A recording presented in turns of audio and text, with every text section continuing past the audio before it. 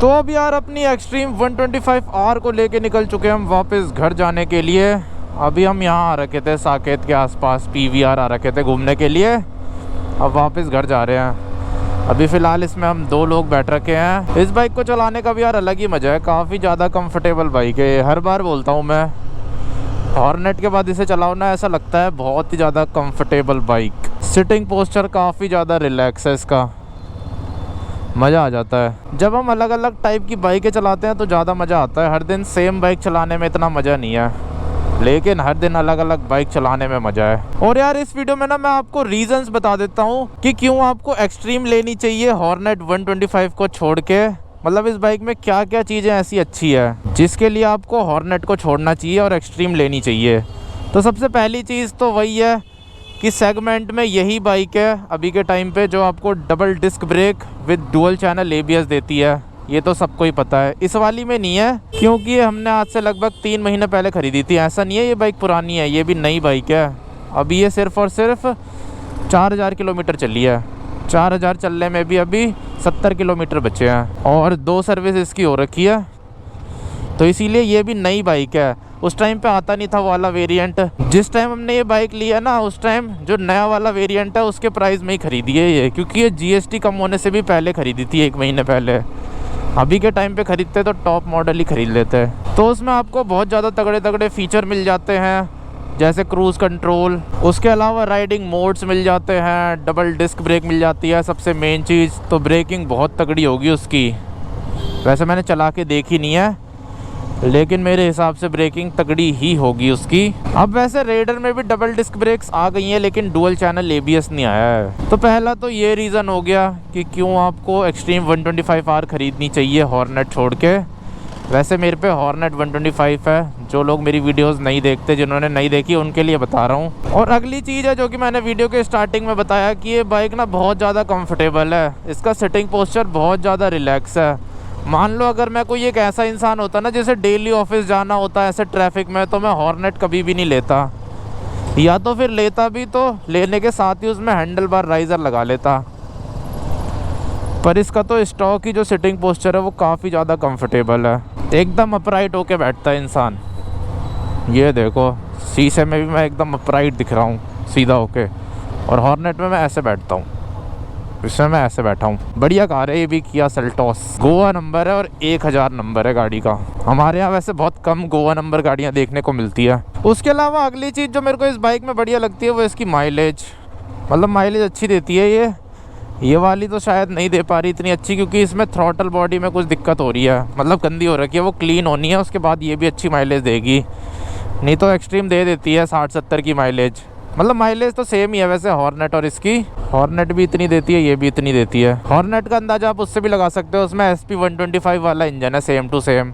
तो जितना वो माइलेज देगी SP 125 उतना ही हॉर्नेट देगी माइलेज, और इसकी भी माइलेज अच्छी है। बस एक्सट्रीम में एक चीज़ ख़राब है कि सर्विस सेंटर एक्सपीरियंस अच्छा नहीं है, लेकिन उसके लिए आप ये कर सकते हो 3 सर्विस कराओ सर्विस सेंटर में, उसके बाद बाहर से सर्विस कराओ। हीरो की बाइक में ये फ़ायदा रहता है बाहर से भी सर्विस हो ही जाती है, तो अपना आराम से 3 सर्विस कराओ बस कंपनी से, उसके बाद सारी सर्विस बाहर से कराओ।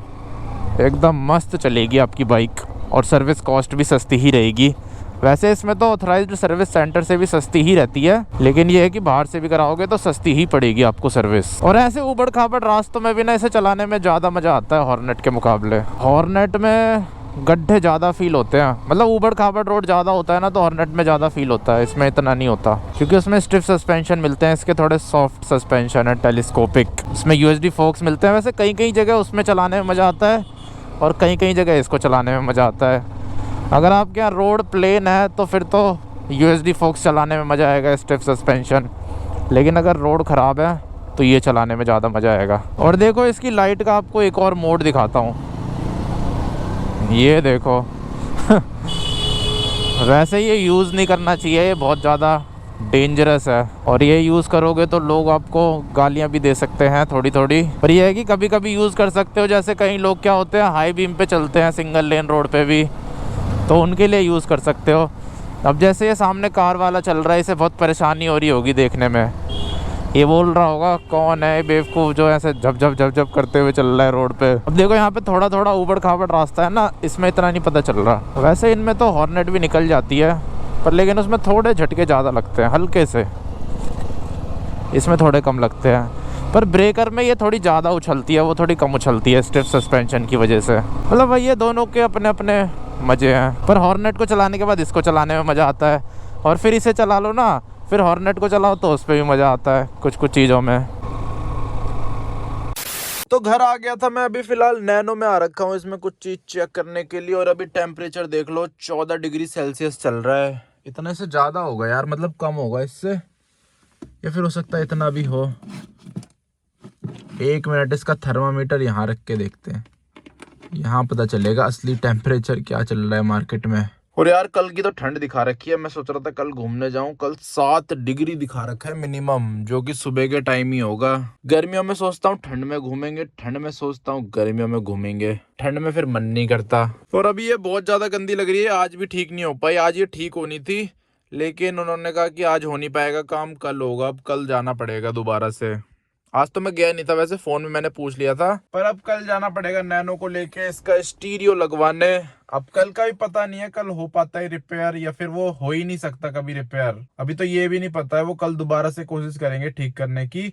एक पार्ट है वो चांदनी चौक से आएगा, तो जब वो पार्ट आएगा तभी कुछ हो पाएगा इसका, वरना तो फिर दूसरा स्टीरियो लगाना पड़ेगा। झंझट हो जाएगा फिर और खर्चा हो जाएगा डबल डबल। पर चलो देखते हैं क्या होता है, वो तो आने वाले टाइम में ही पता चलेगा। इसमें तेल भी डलाना था, तेल भी नहीं है। ये देखो सब कुछ ही खत्म हो गया यार इसमें तो। अभी देखो कितना अंधेरा है और अब देखो,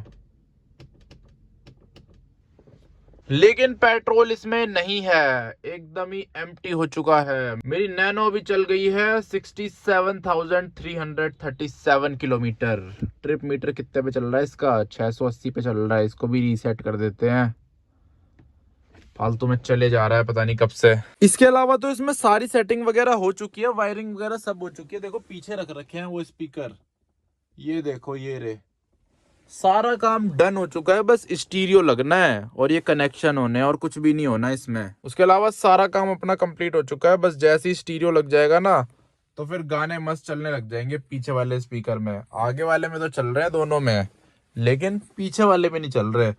तो जैसे ही वो मेरा रिपेयर हो जाएगा स्टीरियो वाला सिस्टम, तो पीछे भी इसमें गाने चलने लग जाएंगे, फिर आएगा मुझे नैनो को चलाने का। चलो इतना ही जा रहा है, इतना ही टेम्परेचर चल रहा है अभी। अब बंद कर देते हैं इस वीडियो को भी और नैनो को भी। देखो इसको बंद करते हैं तो कैसी आवाज आती है। अबे कुछ आवाज ही नहीं आई। अच्छा वो स्टीरियो की आवाज आती थी यार, स्टीरियो तो है ही नहीं। ये आवाज आती है, ये तो डैश कैम में से आती है। पर इसका स्टीरियो ना आवाज करता है जैसे हम बंद करते हैं, two two two two two two two to.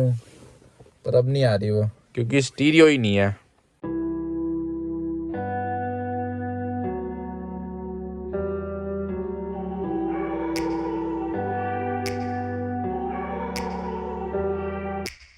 Take me back to a place where I felt at